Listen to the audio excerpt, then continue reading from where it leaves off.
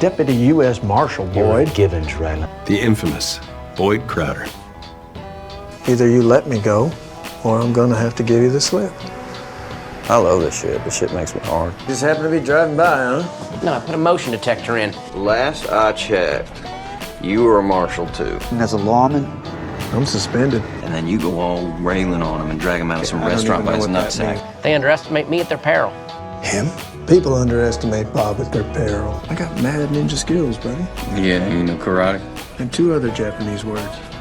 There is one thing I wander back to. We dug coal together.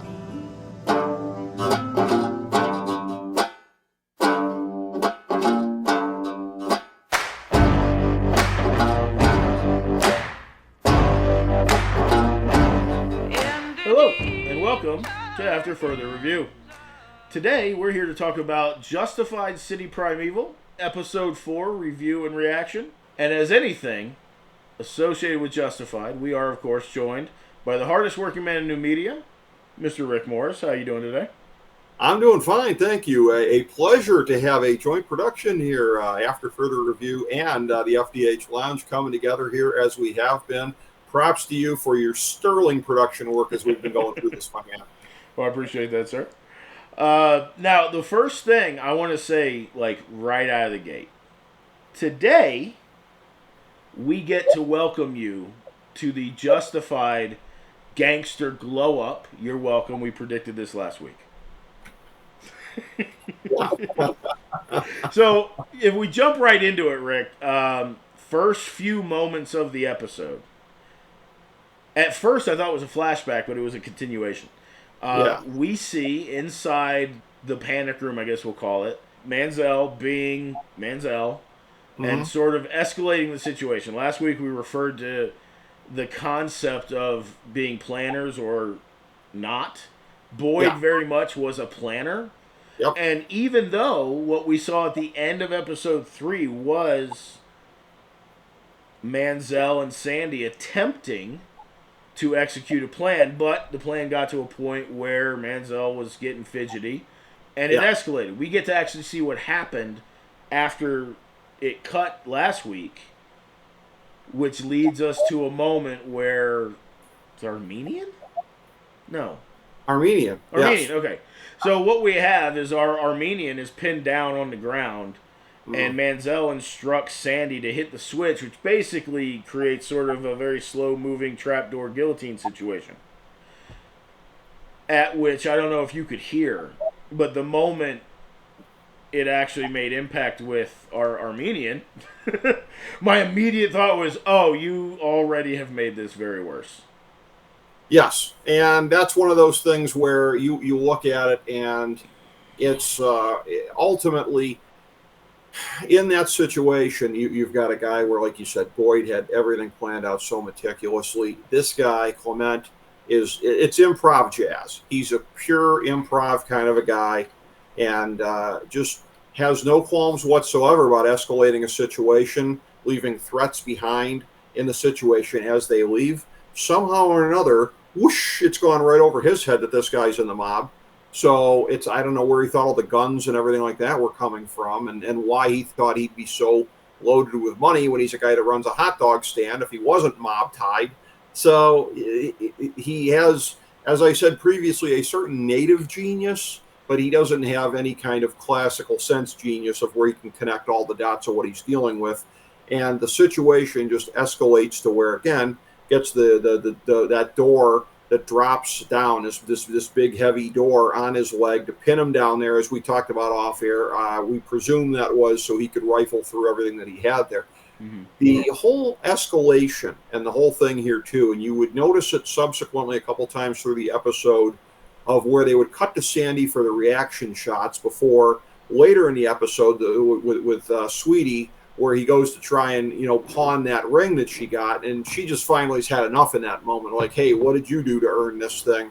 Right. Which it's an escalation. Because I asked you at a certain point during the episode, I'm like, you're catching these reaction shots, right? And you were. Like, guys like me and you are not going to miss that. So they're showing us that, she is building to the point where she's going to have enough at some point.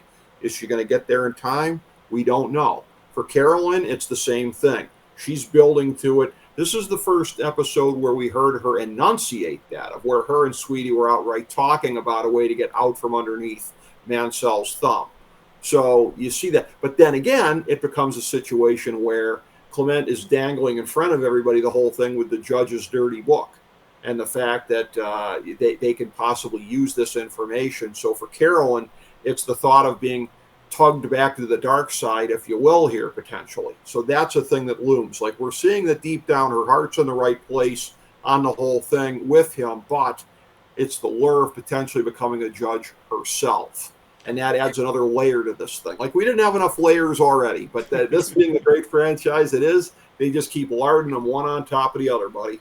Yeah, and I'm not going to get on a soapbox about the quality of certain television again. But I will say that this, for lack of a better explanation, is what we expected, we hoped for, and we're starting to get now. And right. And while I'm not going to go on some tangent about the quality of writing, suffice it to say, there are many shows of many different types that would have rushed that sense from Sandy and that sense from Carolyn. Yep. But then that gets us into the whole territory of, is something earned or not, and all that jazz.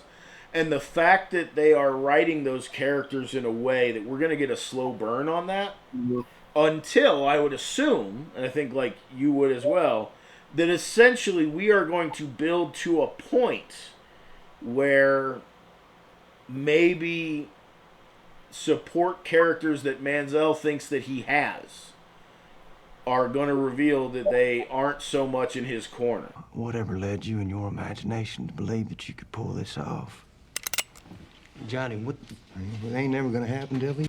Yes. And I'm actually very much more interested in Carolyn than Sandy because, you know, we can talk about her archetype and what her purpose to serve here is.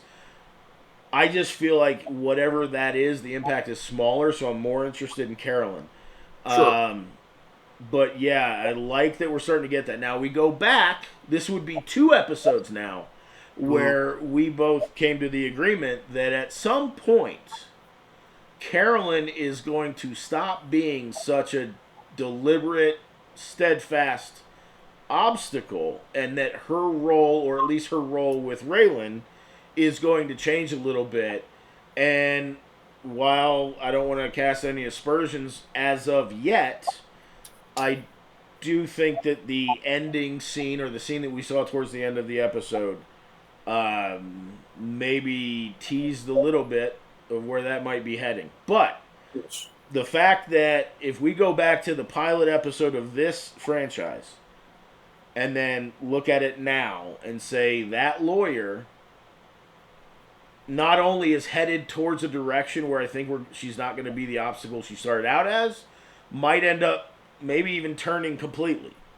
Now, last week again, and I love to see where your mind is on this, but last week again, we mentioned that we're going to get this sort of gangster glow-up kind of a concept where it's a Justified show. At some point, there's going to be an organized crime element.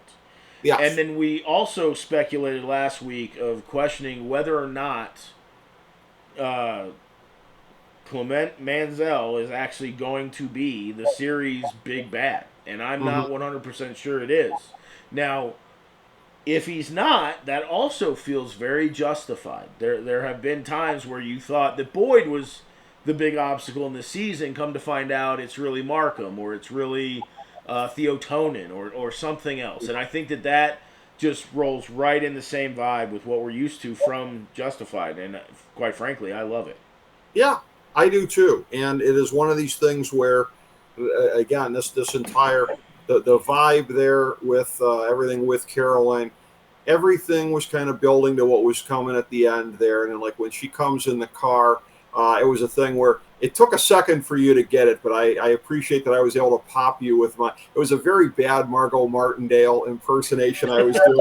As soon as she poured him the drink, I was like, it was in the glass, not in the jar. Mags, what did you do? Same thing I did to Loretta's daddy. It was already in the glass, not in the jar. So essentially, get everybody caught up here. If we fast forward to the end of the episode, Yeah, where he's doing protection detail for her. and if, let's shout out another me yelling at the screen. We've seen this before. We've seen a situation where someone important to the story is about to be followed. Yeah. So she's being followed, and unbeknownst to me, she apparently made a phone call. Yeah. You know, she reached out to Raylan, but as she's driving, and this is just me being familiar with certain downtown cities, I start to see her braking, and she's not fully out of the overpass. And my first thought was, "What are you doing? Right. That's not where you want to stop. Keep going." Right.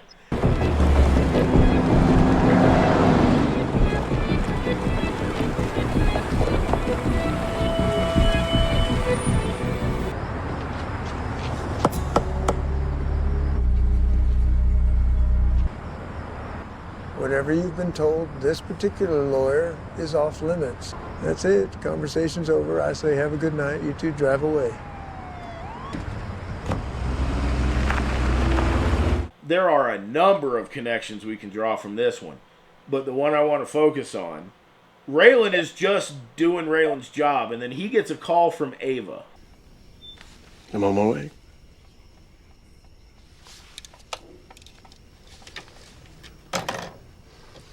Boyd's at Ava's. You sure? I was saying there was a gun to her head, but can't sound right. And then the marshal's office descends. And Right. there's a moment where you got the two Peckerwoods are trailing Raylan, and then they lose him. And then they come to a stop because his car is in the way. And then he knocks on the window. Same way, same exact concept. When they look up, he's already in the back seat. And when, I believe it was Dewey, pops off at the mouth, he just hits him with the butt of a shotgun. He gives a line that he's given multiple times, which is, outlaw life is hard, ain't it? He must be sneaking up on the house. No, he ain't. What's going on? All right. Boyd just wants to have a word with you, is all. Told me he was gonna shoot me.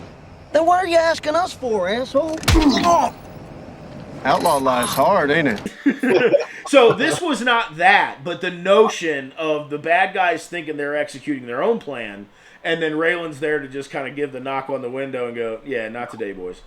Well, a couple different things about that here. First of all, the point about Detroit and everything like that, and what we've seen with some of the pursuits and everything like that. I mean, I have to say, again, as somebody who has been to Detroit on a few occasions myself, okay, I have to say Detroit traffic is even meaner and ruder than I remember it being, with all these chases and the violence and the gunshots. And it's like, I thought it was bad when I was there before, man. Caroline, as much as she was ostensibly giving Raylan the brush off after he was in her office, clearly had filed at least some of it away. Yeah. But it's interesting. You mentioned something about Ava and Raylan, but you didn't quite go to the part where I thought you were going to go to. She was a witness in a case. It was a thing where she was a key witness. And the next thing you know, we get into a situation where Ava is, that what would be the tasteful way of putting it? It's a good thing you haven't found anything back here attractive enough to make you want to stay. Yeah, see, that's what I thought. It's a good thing. Leaving her heel prints on his shoulders, okay? Sure. Well, that's a thing where history now repeats itself, albeit with, because we see from the coming attractions next week, Morning. Raylan and his skivvies in her boudoir, that's where that ends up. And they've been mildly hinting towards that as we've gone along. I think the foreshadowing got a little bit stronger in this episode, so it went where we were thinking it might go, with particularly with some of the looks she was giving him.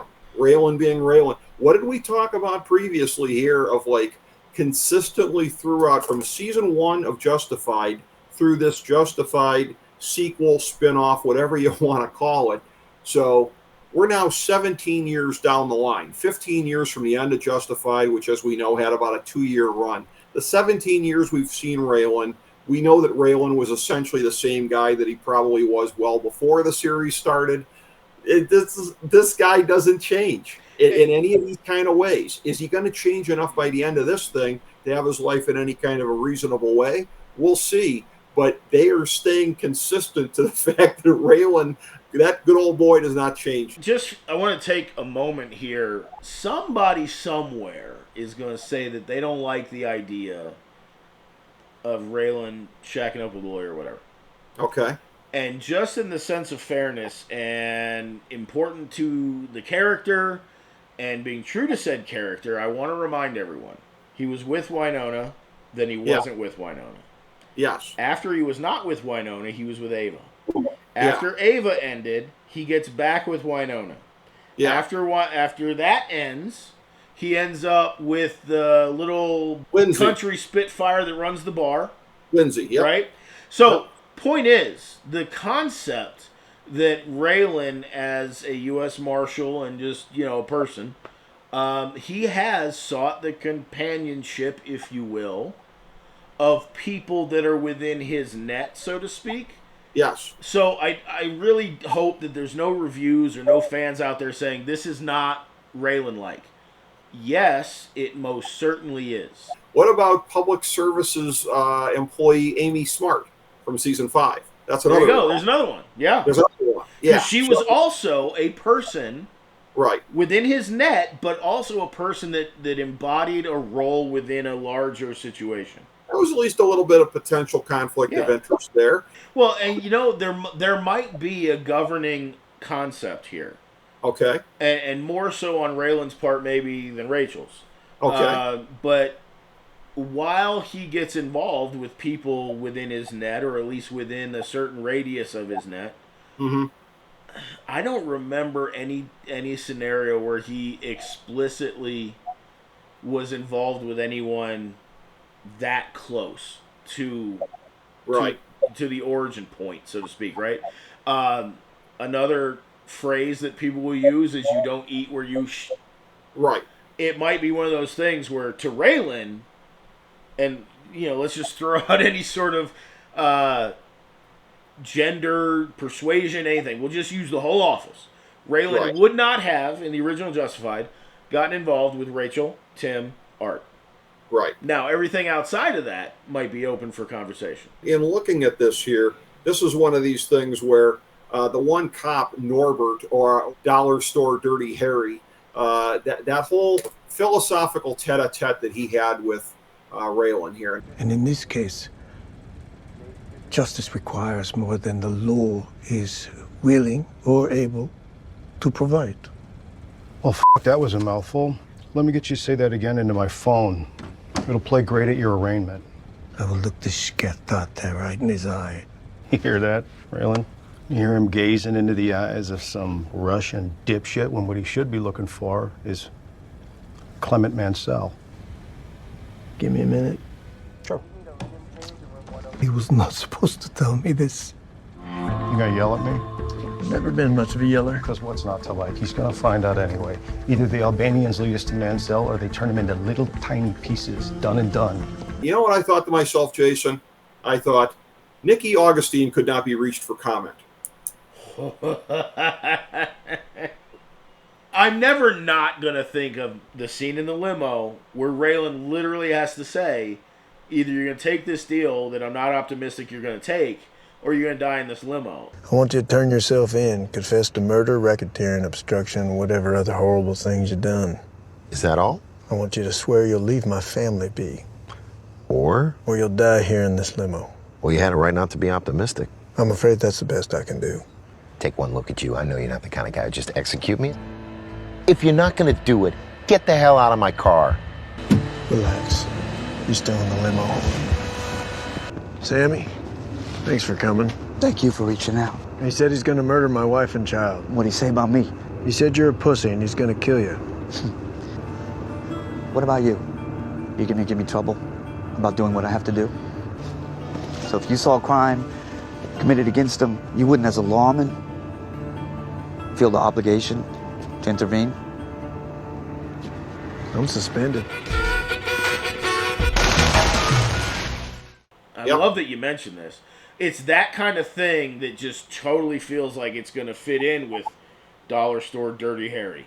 Because it's the same sort of brash arrogance that he can't be got. And ultimately, anyone in a show like this that thinks they are untouchable, chances are they're going to get touched pretty soon. And this is one of these things where, again, that they've been portraying Raylan as that, again, within the universe of Justified, that even if there may be some things here and there, that he does basically stand for a certain lawman kind of a thing that this dime store Dirty Harry guy does not. But what will always be the exception to the rule, and this is one of these things, man, it's in my profile, I'm always a guy, I can hone in on anybody's hypocrisies here. And that will always be the one thing with Raylan Givens. Now, again, completely justified. And there shouldn't be any man on the face of God's green earth wouldn't have done the same thing.